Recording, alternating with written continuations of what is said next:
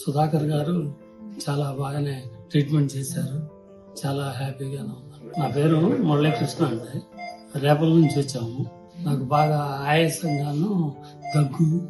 అక్కడ హాస్పిటల్కి వెళ్తే ఇక్కడికి రాశారు. ఇక్కడ ట్రీట్మెంట్ చేసిన తర్వాత కొంచెం పర్వాలేదు, బెటర్, బాగానే ఉంది.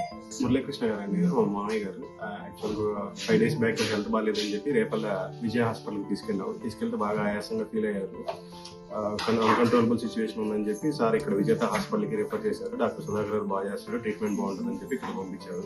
సో అందుకని చెప్పి ఇక్కడికి వచ్చాము. వచ్చినప్పుడు చాలా సీరియస్ గా ఉందని చెప్పి నైట్ ఐసీయూలో పెట్టి ట్రీట్మెంట్ స్టార్ట్ చేశారు. తీసిన తర్వాత సిచ్యువేషన్ బాగాలేదండి, కొంచెం 3 days ఐసీయూలో ఉంటే బెటర్ అని చెప్పి ట్రీట్మెంట్ స్టార్ట్ చేశారు సుధాకర్ సార్. సో 3 days అయిపోయిన తర్వాత మనిషి చాలా రికవర్ అయ్యారు.